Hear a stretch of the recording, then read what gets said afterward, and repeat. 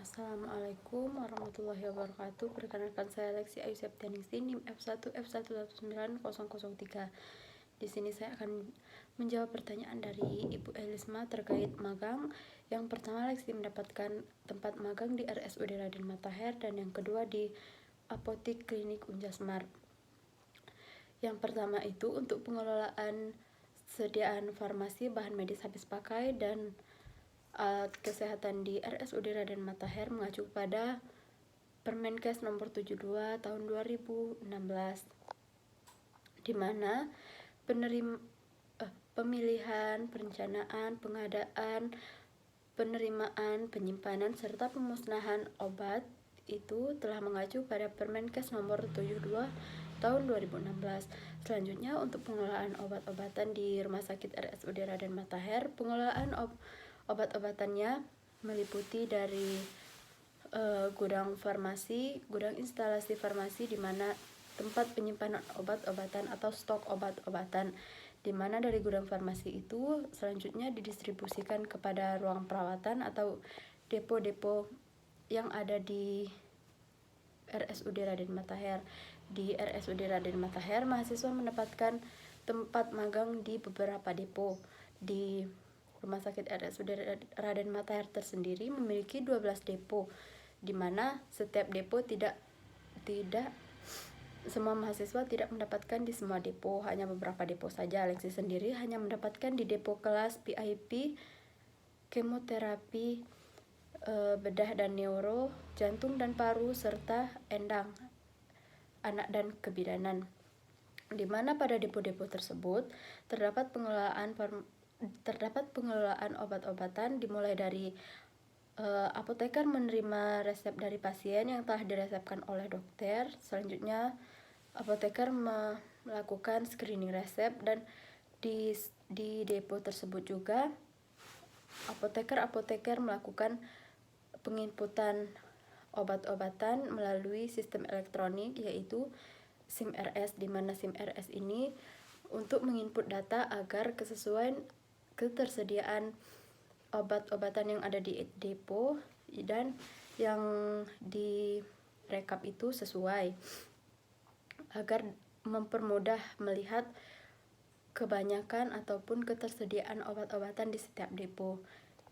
Selanjutnya di depo tersebut juga TTK, setelah apoteker melakukan screening resep, TTK melakukan penyiapan obat untuk pasien.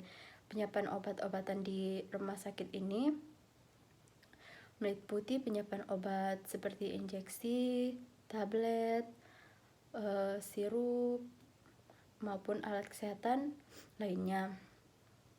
Nah, di penyiapan, TTK menyiapkan obat-obatan sesuai dengan sistem UDD, di mana obat-obatan yang diberikan kepada pasien, obat-obatan yang didistribusikan menggunakan sistem UDD, di mana obat-obatan yang akan diberikan pasien untuk sekali pakai.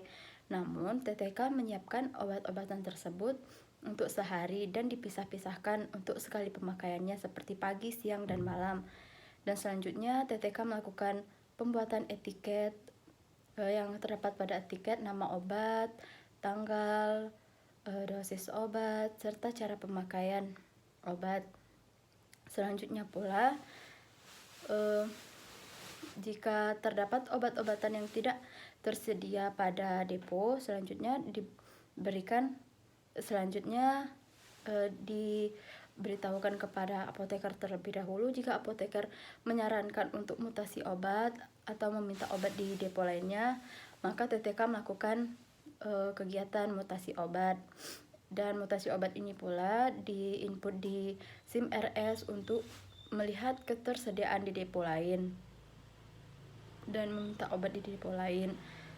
Selanjutnya, jika untuk pasien yang pulang, jika obatnya tidak tersedia, obat yang diresepkan dokter tidak tersedia, maka kita bisa menyarankan pasien untuk membeli obat di luar dengan cara membuat kopi resep untuk pasien.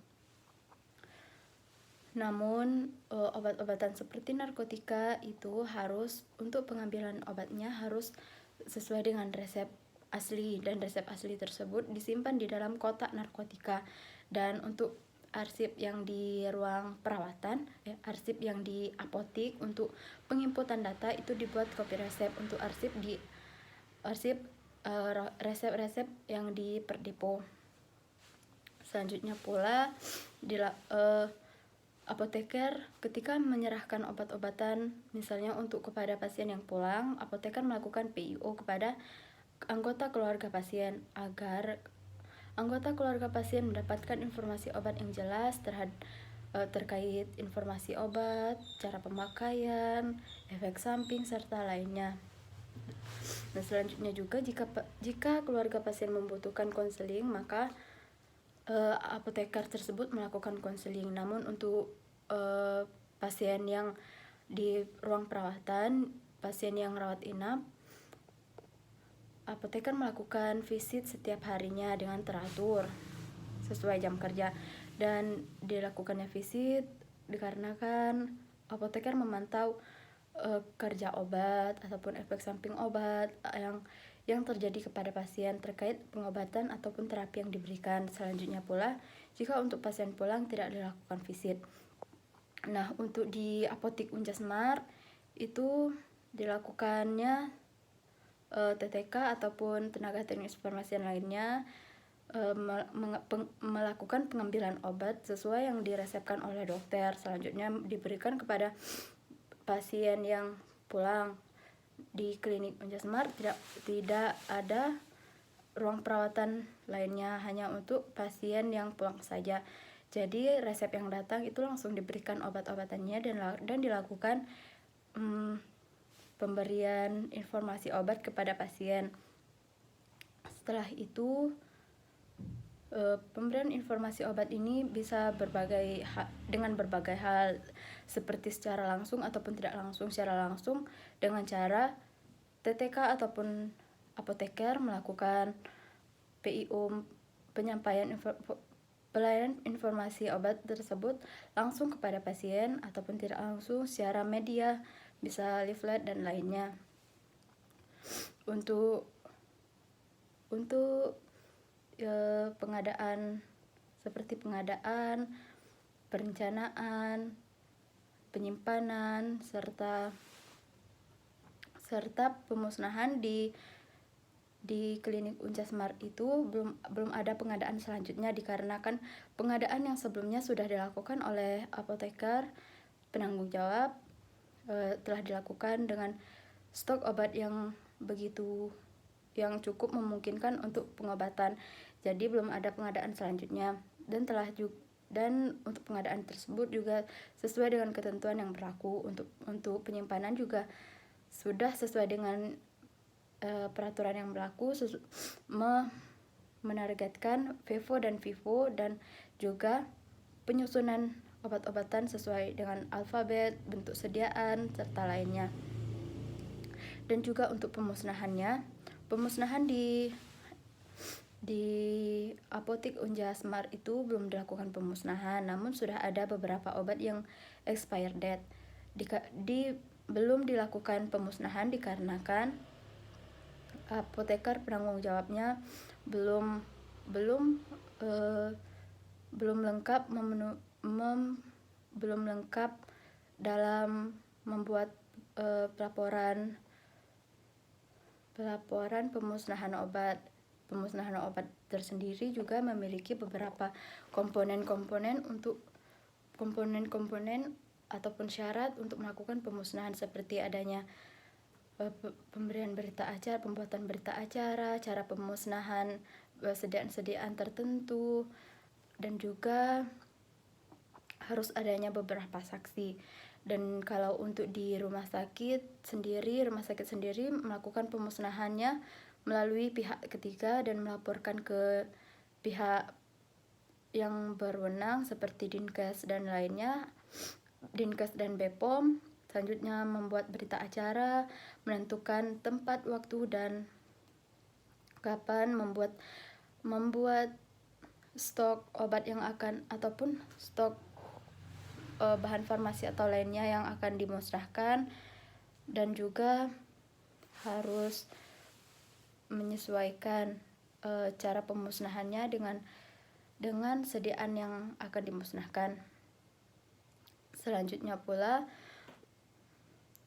soal yang kedua yaitu tentang terkait pengobatan batuk dan pilek. Soal yang tersebut yang akan dilakukan kita sebagai TTK ataupun apoteker akan menanyakan terlebih dahulu terkait kondisi pasien, ditanyakan secara rinci apa kendala atau apapun yang dialami oleh pasien. Selanjutnya, jika pasien mengalami batuk berdahak dan pilek, bisa kita sarankan mengkonsumsi paratusin dengan memberikan informasi obat, efek samping, dan cara pemakaiannya.